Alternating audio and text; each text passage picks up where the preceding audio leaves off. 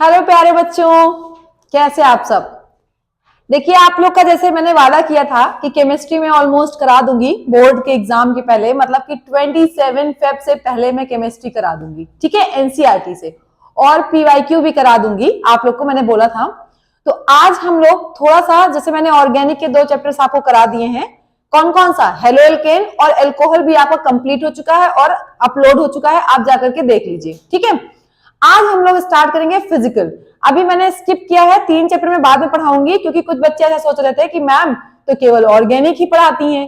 तो ऐसा नहीं बेटा, आज हम लोग स्टार्ट कर रहे हैं फिजिकल। फिजिकल का सबसे पहला चैप्टर सॉल्यूशन। आपका ये पहला चैप्टर है केमिस्ट्री का, आपको कितना प्रिपेयर है ये आप जानते होंगे। तो आज हम लोग चलेंगे सॉल्यूशन का, एकदम प्रिपरेशन करेंगे on the basis of board, ठीक है। 2024 जो बोर्ड होना है केमिस्ट्री का, उसके अकॉर्डिंग हम लोग सॉल्यूशन को पढ़ेंगे। तो चलिए सबसे पहले बात करते हैं कि सॉल्यूशन होता क्या है। क्वेश्चन ये है कि व्हाट इज सॉल्यूशन, ठीक है। तो आप सिंपली क्या कहते हैं कि कोई भी चीज ले लो, होमोजीनस मिक्सचर। क्या होता है होमोजीनस मिक्सचर, 2 या 2 से ज्यादा कंपोनेंट का क्या कहलाता है, सॉल्यूशन कहलाता है। अब बात यह है कि होमोजीनस का मतलब क्या है। जितना ये सेंटेंस पढ़ने में और आसान लग रहा है ना, उतना ही टफ है। होमोजीनस का मतलब है कि हर एक जगह पे, जैसे आपने क्या किया, चीनी और पानी घोला, ठीक है। तो ऐसा तो नहीं है कि आप ऊपर से पानी निकालोगे तो वो पानी कम मीठा लगेगा, नीचे से पानी ज्यादा मीठा लगेगा। जब आप मिक्स कर दोगे आसानी से चीनी को, तो चारों तरफ आप कहीं से भी उठा के आप पियोगे तो वो बराबर मीठा रहेगा। मतलब कि होमोजीनस ऑलमोस्ट पूरी तरीके से घुल चुका होगा, ऐसा आप मान लो, ठीक है। तो होमोजीनस वर्ड इंपॉर्टेंट है।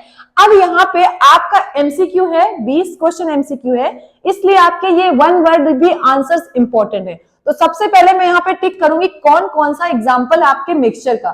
सबसे पहले ध्यान से देखिएगा, आपका जो मिक्सचर है उसमें सबसे पहला एग्जाम्पल आपका दिया हुआ है। पहला एग्जाम्पल देखिए, ब्रास। क्या दिया है, ब्रास। किसका मिक्सचर है ये, कॉपर और जिंक का। सीधा सीधा क्वेश्चन पूछा गया है, ब्रास किसका मिक्सचर है, कॉपर और जिंक का। जबकि दूसरा क्या दिया है, जर्मन सिल्वर। क्या दिया है, जर्मन सिल्वर। ये किसका है, कॉपर जिंक एंड निकल का। किसका है, कॉपर जिंक एंड निकल का। ये नीट के लिए भी पूछा गया है, नीट वालों के लिए भी इंपॉर्टेंट है, ठीक है। दूसरा ब्रॉन्ज दिया है, ब्रॉन्ज में भी आपका कॉपर होगा और टिन होगा। क्या होगा, कॉपर और टिन। अब मेरी बात ध्यान सुनिएगा, ब्रास में आपका क्या है, कॉपर और जिंक। और देखिए ब्रॉन्ज में आपका क्या है, कॉपर एंड टिन। तो केवल टिन और किसका, जिंक का डिफरेंस है। तो इन दोनों को तो आप पक्का याद करके रखिएगा, ठीक है। अगला आप लोग क्या करते हो, आपके जैसे आपने पढ़ा होगा कि जो आपका टूथपेस्ट होता है, ठीक है, उसमें फ्लोराइड आयन की कमी होती है, बेसिक बनाया जाता है। एक्चुअली में क्या होता है, आप अभी पढ़ोगे, जो हमारा टूथ डिके होता है वो किसकी वजह से होता है, फ्लोराइड आयन की वजह से। किसकी वजह से, फ्लोराइड आयन, क्योंकि वो एसिडिक मीडियम को प्रोड्यूस करता है। और आपको पता है कि आपके दांत तभी खराब होते हैं जब एसिडिक मीडियम ज्यादा होता है, ठीक है। तो इसीलिए आप लोग बेस यूज करते हो टूथपेस्ट। तो याद रखिएगा कि अब कभी भी आपसे पूछा जाए कि फ्लोराइड आयन अगर एक्सेस में हो जाएगा तो क्या होगा, आपको टूथ डिके ज्यादा नहीं याद करना है। हाँ, एक चीज यहाँ पे आपके लिए इंपॉर्टेंट है, that is ppm, that is parts पर मिलियन। क्या चीज, पार्ट्स पर मिलियन। तो अभी हम लोग इसको पढ़ते हैं कि इसका क्या मतलब है, आगे हम लोग अभी क्या करेंगे, एक्सप्लेन करेंगे। तो इन्होंने कहा कि जब आप सॉल्यूशन पढ़ते हो तो सॉल्यूशन को कैसे आप मेजर करते हो। मेजर इन द सेंस, आपने क्या किया है, सॉल्वेंट लिया, उसमें सॉल्यूट मिलाया, ठीक है। तो कितना सॉल्यूट है, कितना सॉल्वेंट है, कितना गाढ़ा है, कैसे आप मेजर करते हो, कितना अमाउंट है, इन सब के लिए एक शब्द बोला गया, दैट इज कंसंट्रेशन। क्या बोला गया, कंसंट्रेशन। अगर आपसे बात किया जाए कंसंट्रेशन, तो कुछ नहीं, आपको मेजरमेंट करना है अमाउंट ऑफ सॉल्यूट। क्या करना है, अमाउंट ऑफ सॉल्यूट क्या करना है, मेजर करना है। कैसे करना है, इसके अलग अलग पैरामीटर है। आपने पढ़ रखा था क्लास 11th में, शायद पढ़ा होगा मोलैरिटी। क्या पढ़ा था आपने, मोलैरिटी पढ़ा था, आपने पढ़ा होगा, ये भी एक कंसंट्रेशन टर्म है। दूसरा आपने क्या पढ़ा, मोलैलिटी, मोलैलिटी भी आपने पढ़ रखा है। तीसरा आपने क्या पढ़ा होगा, mass percentage, mass percentage, volume percentage. तो आपने बहुत तरीके की जो जितनी भी प्रॉपर्टीज आपने इनको पढ़ा है क्लास 11th में, ये सब किसके लिए यूज होंगे, सॉल्यूशन के कंसंट्रेशन के लिए। किसके लिए, सॉल्यूशन के कंसंट्रेशन के लिए। तो चलिए हम लोग बात करते हैं, ध्यान से देखिए। लास्ट में आप क्या पढ़ोगे, कुछ कॉलिगेटिव प्रॉपर्टीज। क्या पढ़ोगे, कॉलिगेटिव प्रॉपर्टीज। मैं अभी बता दूं, बस एक क्वेश्चन ये कि कॉलिगेटिव प्रॉपर्टीज सिर्फ और सिर्फ किस पे डिपेंड करती है, नंबर्स पे। किस पे करती है, नंबर ऑफ सॉल्यूट पार्टिकल्स पे। बस इतना याद रखिएगा और कुछ नहीं, यानी कि कॉलिगेटिव प्रॉपर्टी किस पे डिपेंड करेगी, नंबर ऑफ सॉल्यूट पार्टिकल्स। कैसे एग्जांपल, मैं थोड़ा सा एक एग्जांपल यहाँ पे एक्सप्लेन करूंगी। जैसे मैंने कहा NaCl, ठीक है, आपने 1 मोल NaCl लिया, इसको आपने क्या किया, वाटर में मिला दिया, ठीक है। आपको पता है पानी में जाएगा तो किसमें बदल जाएगा, Na+ और Cl- में टूट जाएगा ना। आपने लिया कितना था, 1 मोल, बन कितना गया, 1 मोल ये, 1 पार्टिकल इसका और 1 पार्टिकल इसका। जरा ध्यान से देखिए टोटल कितने पार्टिकल हो गए, 2। तो आप जब पढ़ रहे थे तो आप तो 1 पार्टिकल की प्रॉपर्टी पढ़ रहे थे, लेकिन हो कितना गया, 2 हो गया ना। तो इससे भी तो कुछ इफेक्ट आया होगा ना सॉल्यूशन पे। तो ये क्या इफेक्ट आया है उसको हम लोग पढ़ेंगे किसमें, कॉलिगेटिव प्रॉपर्टीज में। ये टोटल 4 होती हैं, आगे हम लोग डिस्कस करेंगे, ठीक है। तो सबसे पहले हम लोग थोड़ा सा फिर से देख लेते हैं डेफिनेशन। क्या है डेफिनेशन, पहला मैंने आपको बताया सॉल्यूशन क्या होता है, होमोजीनियस, मैंने पहले ही बताया है ना, कोई दिक्कत नहीं है। अब देखिए जो ज्यादा अमाउंट में है उसको सॉल्वेंट बोलते हैं, जो कम अमाउंट में है उसको सॉल्यूट बोलते हैं। अगर आपने 2 चीजों को मिला करके 2 सब्सटेंस यूज किया है, अगर आपने 2 सब्सटेंस यूज किया है तो आपका वो सॉल्यूशन क्या कहलाता है, बाइनरी सॉल्यूशन। क्या कहलाता है, बाइनरी। बाइनरी मतलब बाई मतलब 2, यानी एक सॉलिड और एक सॉल्वेंट, जो ज्यादा है वो सॉल्वेंट, जो कम है वो सॉल्यूट, ठीक है। एकदम बेसिक की बात है ये, कोई ऐसी खास बात नहीं है। हाँ, अब थोड़ा सा आप में एग्जाम्पल पूछा गया है, तो एग्जाम्पल में एक चीज याद रखिएगा, मैंने कहा जो ज्यादा वो सॉल्वेंट। इधर देखिए आपका एक पैराग्राफ सॉल्वेंट का, एक सॉल्यूट का, ठीक है। इसमें आपको पता है, आप ऐसे सोचते हो क्या गैस सॉल्वेंट हो सकता है, उसके अंदर कोई लिक्विड हो सकता है, हो सकता है। देखिए ध्यान से, यहाँ गैस सॉल्वेंट भी है, गैस क्या है, सॉल्यूट भी है। एग्जाम्पल ऑक्सीजन और नाइट्रोजन, क्या है, ऑक्सीजन और नाइट्रोजन का सॉल्यूशन। दूसरा, गैस आपका सॉल्वेंट है और लिक्विड है, किसके साथ, क्लोरोफॉर्म या फिर नाइट्रोजन। तो देखिए मैं एक बात बताऊं आपको, आप इसमें से केवल एक ये देख लो, एमेल्गम वाला देख लो, क्योंकि मैंने कहा ना बोर्ड के लिए सिर्फ प्रिपरेशन हो रही है और किसी के लिए नहीं। आप ये याद रखो, इंपॉर्टेंट है। और थोड़ा सा सॉलिड सॉलिड का याद करिए, कॉपर डिसॉल्वेंट गोल्ड, आपने सुना होगा एलॉय, क्या सुना होगा, एलॉय। एलॉय थोड़ा सा एग्जांपल है किसका, सॉलिड सॉलिड का, या वैसे भी हम लोग इसको कोलाइड बोल देते हैं, लेकिन आप याद कर लेना, थोड़ा सा इंपॉर्टेंट, ठीक। चलिए अब देखिए, मैंने आपको कहा ना क्लास 11 की पूरी बातें रिपीट हो रही हैं। रिपीट क्या हो रही है, पहली बात इन्होंने कहा है कि कंसंट्रेशन ऑफ सॉल्यूशन। मैंने कहा ना कैसे आप निकालोगे, पहला मैंने आपको दिया था, देखिए मास परसेंटेज। क्या दिया, मास परसेंटेज। मैंने कहा ना आपसे क्या निकालना है, मास परसेंटेज। कुछ नहीं करना भैया, देखिए मेरी बात सुनिएगा।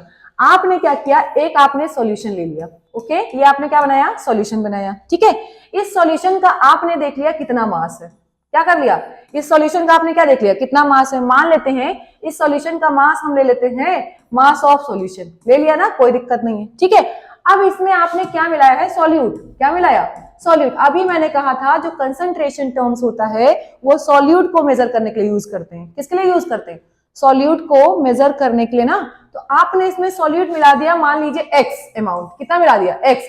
अब मैं आपसे कहूं, अच्छा इसमें मैं कहूं इसका परसेंटेज बताना है, तो सिंपली आप परसेंटेज कैसे निकालते हो, सिंपल तरीका, आप जैसे परसेंटेज आप निकालते थे, परसेंटेज का फॉर्मूला क्या था बेटा, जो आपने सॉल्यूट लिया है मतलब कि x upon total mass of solution into 100, यही तो करते थे ना। तो एकदम आसानी से देखिए आपको क्या आ जाएगा, परसेंटेज। क्या आ जाएगा, परसेंटेज, ठीक है। चलिए एक इधर एग्जांपल देखते हैं थोड़ा सा। ये देखिए लिखा हुआ ना, आपको कभी भी जिसका भी परसेंटेज निकालना है, क्या करना है, मास ऑफ दैट कंपोनेंट। क्या करना है, mass of that component upon total mass into 100। अब एक चीज आपके लिए इंपॉर्टेंट, क्लास 12th में देखिए, ये आपसे पूछा नहीं जाएगा, ये क्लास 9th में आपके था, ठीक है। क्या पूछा जाएगा, मैं बोल रही हूँ, ध्यान सुनिएगा। आपसे लिखा जाएगा 10% mass by mass solution of HNO3 in water.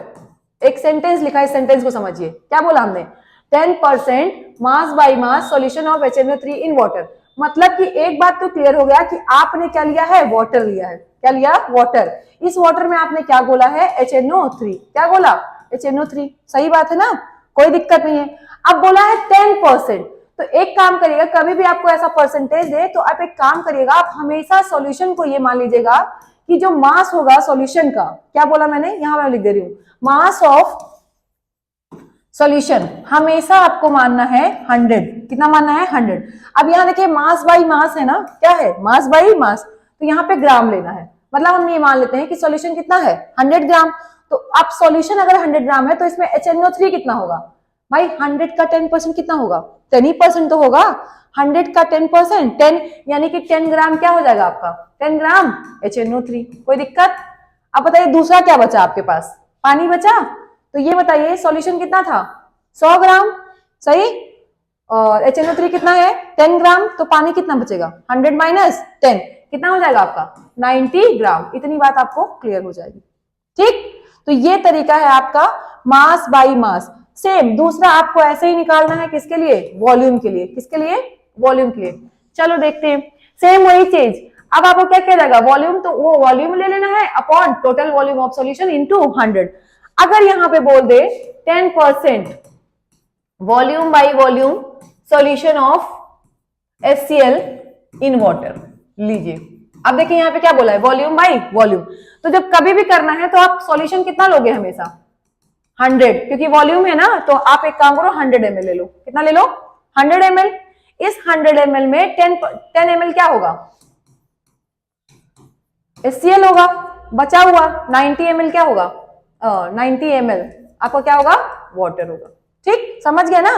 तो ये आपको तरीका करना आना चाहिए। देखिए यहाँ एक एग्जांपल इन्होंने एक्सप्लेन किया है, मैं दिखा रही हूं। देखिए क्या लिखा है, पढ़िए। 10% ethanol solution in water means that 10 ml of ethanol is dissolved in water such that the total volume of the solution is 100 ml। ये तो बोला मैंने ना, टोटल वॉल्यूम कितना होगा? 100 ml ही होगा। तो एकदम आसानी से चीजें क्लियर हैं, ऐसे आप करते रहिए। ठीक है। अच्छा एक चीज और जो मैं बता रही हूँ स्पेशली बोर्ड्स के लिए है, किसी और क्लास के लिए नहीं है। जैसे आप सोचिए किसी और चीज के लिए नहीं, बोर्ड्स के लिए है। आप रिवीजन करो, बोर्ड्स के लिए आपको काम आएगा अभी। ठीक है, चलिए नेक्स्ट बात करते हैं। एक नया शब्द है मास बाई वॉल्यूम। क्या है? Mass by volume. कुछ नहीं करना भैया, आपको सॉल्यूशन को अब किस में रखना है? वॉल्यूम में। ठीक, और सॉल्यूट को किस में रखना है? सॉल्यूट या सॉल्वेंट को किस में रखना है आपको? मास में। किस में रखना है? मास मतलब कि ग्राम में, बस। और कुछ नहीं, सेम फॉर्मूला। मतलब कि यहाँ पे ग्राम हो जाएगा अपॉन लीटर या ml हो जाएगा इनटू 100, ऐसे करके निकालना है। ठीक, और कोई खास बात नहीं है। चलिए आपका फेवरेट क्वेश्चन, अब इंपॉर्टेंट यहीं से चालू। इंपॉर्टेंट मैं लिख दे रही हूँ। इंपॉर्टेंट इसलिए क्योंकि भैया ये आपके सिलेबस का है। पार्ट्स पर मिलियन। तो पहले आप एक बात करें, मिलियन की वैल्यू होती है 10 की पावर 6। आपको पता ना 1 मिलियन की वैल्यू कितनी होती है? 10 की पावर 6। तो आप क्या करते थे? परसेंटेज में आप 100 से मल्टीप्लाई करते थे। किससे मल्टीप्लाई करते थे? 100 से।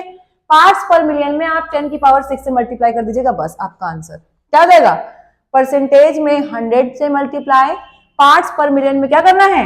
1 मिलियन में देखा जाता है। देखिए लिखा है कि आपको टोटल नंबर ऑफ सॉल्यूशन के जितने भी कंपोनेंट है वो upon number of parts in component, और वो लिखना किसमें? आपको मिलियन में। किसमें लिखना है? मिलियन में। तो ध्यान से देखिए, पार्ट्स पर मिलियन के लिए आप कभी भी याद रखिएगा जो नंबर है वो अपॉन टोटल इंटू 10 की पावर 6, मतलब कि 1 मिलियन में कितना उसका पार्ट आ रहा है। तो ये बहुत छोटा अमाउंट नहीं हो गया? अगर मैं कहूं 1 मिलियन में 1 पार्ट आ रहा है तो ये बहुत छोटा पार्ट हो जाएगा। याद रखिएगा, इंपॉर्टेंट। ठीक है, चलिए। अच्छा मैंने कहा ना अभी थोड़ा सा पॉलिटेंट को, एक क्वेश्चन यहां दिया, देख लीजिए, ये आ चुका है आपके एग्जाम में। देखिए क्या लिखा हुआ है, पढ़िए। 5.8 ग्राम पर 10 की पावर 6। 10 की पावर 6 मतलब यही तो हुआ ना, 1 मिलियन में कितना है वो? 5.8 ग्राम। तो इसको हम सीधे सीधे ये भी तो लिख सकते हैं 5.8 ppm, लिख सकते हैं कि नहीं? भाई 1 मिलियन में इतना ही तो है। तो याद रखिएगा ये वेरी स्मॉल अमाउंट के लिए होता है। किसके लिए? स्मॉल अमाउंट के लिए। ओके, कोई दिक्कत आपको नहीं होना चाहिए। ठीक, नेक्स्ट आपका टर्म फिर से, नेक्स्ट टर्म है मोल फ्रैक्शन। क्या है? Mole fraction. तो मोल फ्रैक्शन में मैंने आपसे कहा था कि जितने भी कंपोनेंट हैं, मान लीजिए एक एग्जांपल, आपके पास एक गैस ए है, एक गैस बी है, एक आप दो ही पढ़ रहे हो, आप बाइनरी पढ़ रहे हो तो बाइनरी का पढ़ो। किसका पढ़ो? बाइनरी का पढ़ो।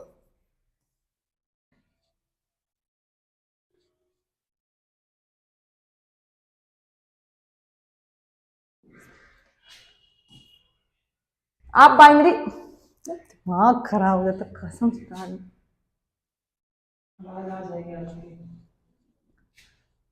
बात करते हैं हम लोग यहाँ पे बाइनरी सॉल्यूशन के लिए बात कर रहे हैं ना। तो हमने कहा ना दो ही कंपोनेंट होंगे। इसका मान लेते हैं मोल है आपका Na मोल, और इसका मोल क्या मान लेते हैं? Nb। अब बात आती है कि आप मोल कैसे निकालोगे। तो मोल निकालने का फॉर्मूला मैं बता दूं, mole is equal to given weight, जो भी आपको वेट दिया हो, अपॉन मोलर वेट। ठीक है। दूसरा फॉर्मूला, अगर आपको वॉल्यूम दिया है तो गिवन वॉल्यूम अपॉन 22.4 लीटर, ठीक है, is equal to given number upon Avogadro number. इन चीजों से आप क्या निकाल सकते हो, मोल्स। क्या निकाल सकते हो, मोल्स। तो आप मोल निकाल लो पहले, ठीक है।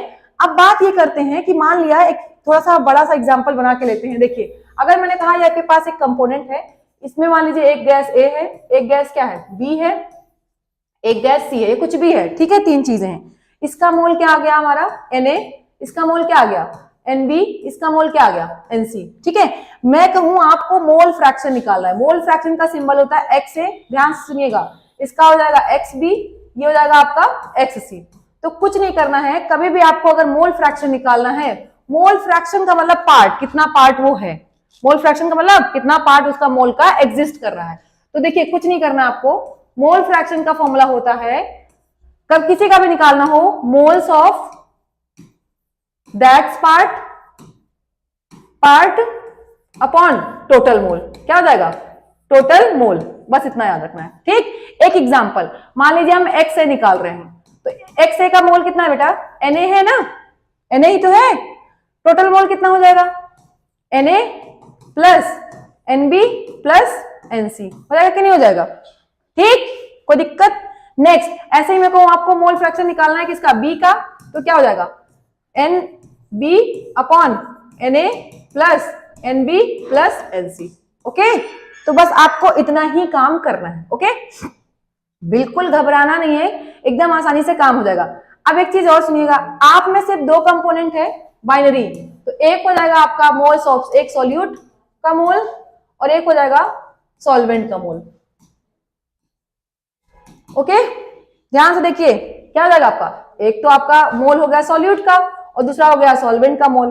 अब हमें निकालना है क्या, मोल फ्रैक्शन ऑफ, मान लीजिए सॉल्यूट, तो मोल फ्रैक्शन ऑफ सॉल्यूट निकालेंगे, कैसे निकालेंगे, that is moles of solute upon moles of solute plus moles of solvent, बस एकदम आसानी से, ठीक। सेम ऐसे ही आपको निकालना है moles of mole fraction of solvent, क्या निकालना है, अगर मोल फ्रैक्शन ऑफ सॉल्वेंट तो क्या हो जाएगा, moles of solvent upon moles of solute plus moles of solvent. अब एक चीज ध्यान सुनिएगा, बात ये कहा गया है कि आपके पास जितने भी कंपोनेंट हो उन सब के मोल फ्रैक्शन का सम कितना होता है, 1, कितना होता है, 1। मतलब कि यहाँ पे आपको दो कंपोनेंट दिखाया ना, तो moles of solute plus moles of mole fraction of solvent is equal to 1, कितना होगा, 1। याद रखिएगा, फिर से मेरी बात ध्यान सुनिए, ध्यान से ये सुनना है कि ये तो हो गया आपके पास मोल, मान लीजिए एक कंपोनेंट ए है, उसका मोल फ्रैक्शन XA है, दूसरा है उसका मोल फ्रैक्शन XB है, तो यहां पे ये होता है कि XA plus XB is equal to क्या हो जाएगा, 1, क्या हो जाएगा, 1। ये बात याद रखिएगा, और अभी आपका राउल्ट्स लॉ में इसका यूज होगा, किसका यूज होगा, राउल्ट्स लॉ में इसका यूज होगा, ठीक है। यहां से एक बात और देखिए, अगर हमें XA निकालना है तो हमें काम कर दे 1 माइनस XB, लिख सकते हैं कि नहीं लिख सकते, बिल्कुल आसानी से लिख सकते हैं, ठीक। तो ये याद रखिएगा, इंपॉर्टेंट है। चलिए यहाँ पे देखिए फॉर्मूला अब पढ़ लेते हैं हम लोग, ध्यान से देखिए, इसको रिप्रेजेंट करते हैं x से, क्या लिखा है, number of moles of that component upon total number of moles of component. Formula x से निकालना है तो moles of Na upon total mole, सबका सम किसके बराबर होगा, कभी भी आपको समेशन चेक करना हो तो ये ऑलवेज भी 1, कितना होता है, ऑलवेज भी यूनिटी 1 के बराबर, ठीक है। इंपॉर्टेंट है, आगे अभी काम आएगा, ओके। चलिए नेक्स्ट, आप लोग बहुत प्यार से मोलरिटी पढ़ते हो, मोल्स ऑफ सॉल्यूट निकाल लेना अपॉन वॉल्यूम इन लीटर, किसमें होना चाहिए, लीटर में, आपका काम हो जाएगा। सेम मोलरिटी निकालना है आपको, तो क्या कर लेना आप, moles of solute upon mass of solvent निकाल लेना केजी में, आपका काम हो जाएगा। हाँ, एक क्वेश्चन इंपॉर्टेंट है, क्वेश्चन अब यहां से देखिए, मैं खुद बता दे रही हूं बोर्ड के लिए, ये बताना है कि आपको मोलरिटी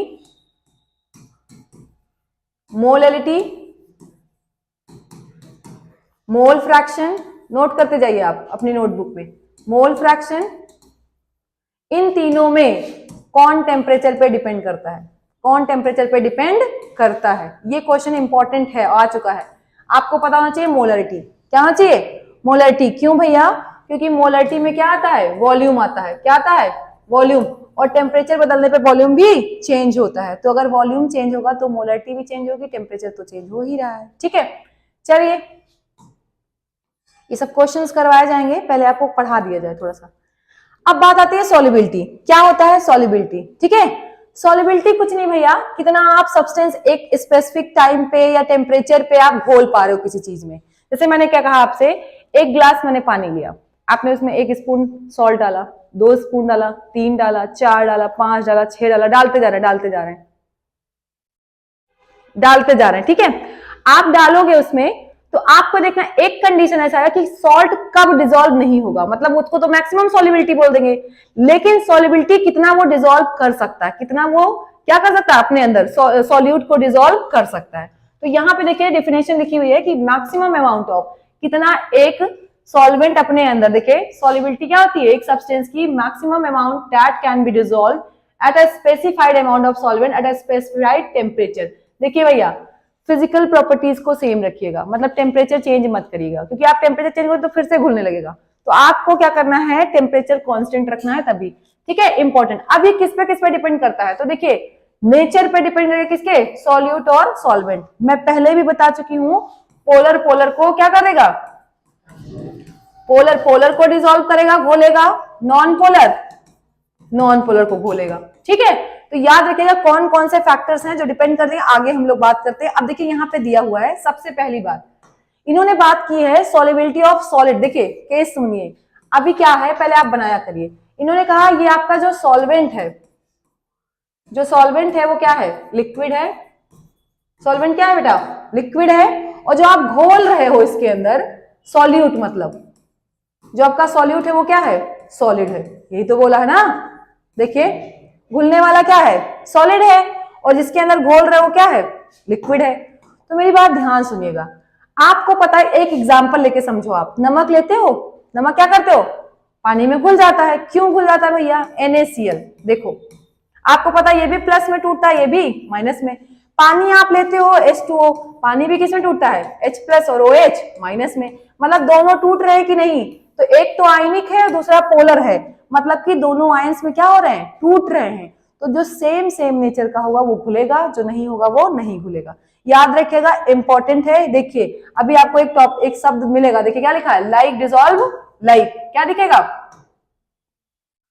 लाइक को क्या करता है, डिसॉल्व करता है। जैसे मैंने बताया पोलर यानी आयनिक को घोल लेगा, पोलर को घोल लेगा, नॉन पोलर एग्जाम्पल आप लोग पढ़ते हो CCl4, उसको घोलते हैं किसमें, बेंजीन में। क्यों भैया, क्योंकि देखो ये बेंजीन है आपका, बेंजीन कैसा है, नॉन पोलर, और CCl4 भी कैसा है आपका, नॉन पोलर, इसीलिए इसमें घुल जाता है, इसीलिए हम इसको यूज करते हैं एज अ सॉल्वेंट। ओके, तो अब बात करते हैं, यहाँ पे कुछ शब्द दिए हैं और इसका क्वेश्चन पूछा गया। शब्द क्या है, एक शब्द दिया है डिसोल्यूशन, क्रिस्टलाइजेशन, ध्यान से देखिएगा।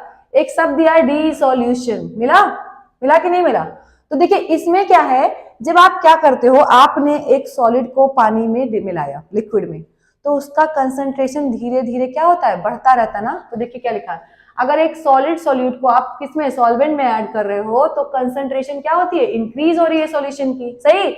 इसी प्रोसेस को हम क्या बोलते हैं, डिसोल्यूशन।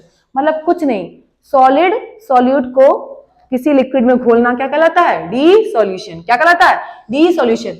अब उल्टा सोचो, आप लोग पढ़े होंगे, उल्टा सोचो थोड़ा सा, कि आप किसी लिक्विड में से किसी सॉलिड को अलग कर रहे हो, तो क्या करते हो, अलग कर रहे हो ना। इस प्रोसेस को हम लोग बोलते हैं क्रिस्टलाइजेशन। क्या बोलते हैं, क्रिस्टलाइजेशन।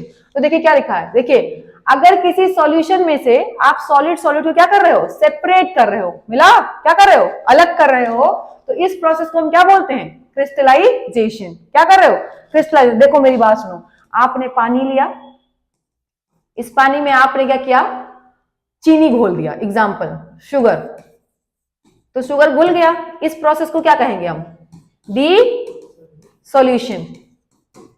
ओके, उल्टा सोचो, आपने क्या किया, इस पानी से चीनी को क्या कर दिया, अलग कर दिया।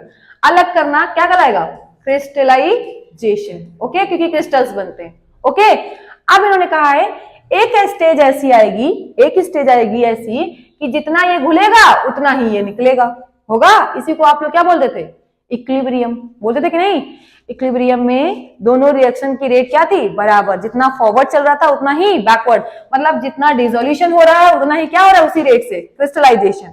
तो इसको हम बोलेंगे इक्विलिब्रियम। ये क्वेश्चन आपसे पूछा गया है, ठीक है। देखिए लिखा हुआ है, एक शब्द पढ़िए ध्यान से।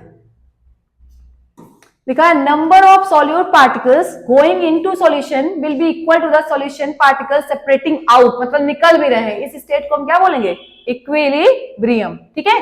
अब देखिए सॉल्यूट और सॉल्वेंट मिलकर क्या बनता है, सॉल्यूशन। तो ये सब कहानी आपको पता है। हाँ, आपने दिया है टाइप, सॉल्यूशन के टाइप दिया है, तो टाइप में आपको पढ़ना दो टाइप के। पहला कौन सा है, सैचुरेटेड। क्या है, सैचुरेटेड। देखिए मेरी बात सुनिए, आप एक काम करिए, जैसे आपने कोई घोल बनाया है पानी का, चीनी का, जैसे भी किया, ठीक है। अब क्या होगा, कुछ टाइम बाद उसमें चीनी घुलना बंद हो जाए, ठीक है। तो ऐसे सॉल्यूशन को हम क्या बोलते हैं, सैचुरेटेड। मतलब जिसमें और सॉल्यूट ना घुले। क्या बोला मैंने, जिसमें और सॉल्यूट ना घुले उसको हम क्या बोलेंगे, सैचुरेटेड सॉल्यूशन। और जिसमें घुलता जाए उसमें क्या बोलेंगे, उसको अनसैचुरेटेड। हाँ, शर्त ये है कि सैचुरेटेड चेक करने के लिए आपको टेम्परेचर और प्रेशर क्या रखना है, कांस्टेंट रखना है। ऐसा नहीं कि नीचे से आग भी जला दी तो घुलना चालू हो जाएगा, ठीक है। तो आपको टेम्परेचर और प्रेशर कांस्टेंट रख के आपको चेक करना है। तो चलिए देखिए डिफिनेशन पढ़ लेते हैं, देखिए ध्यान से। पहला तो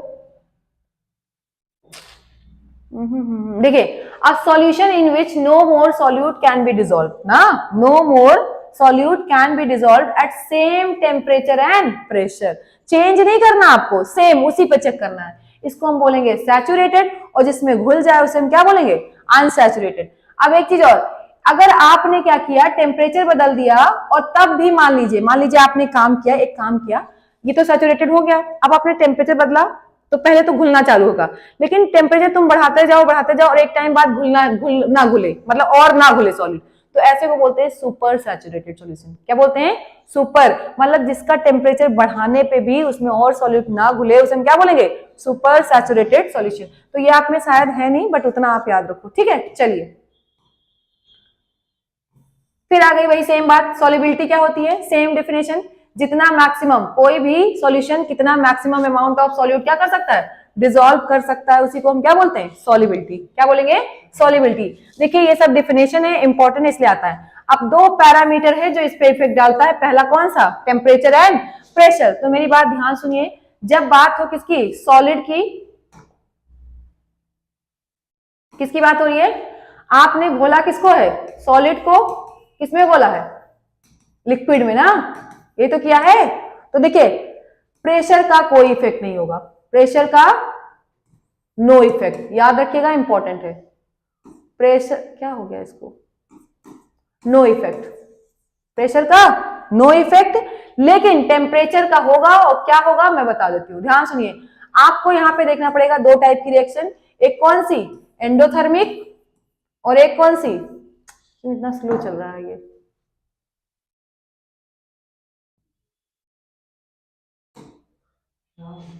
मर गया।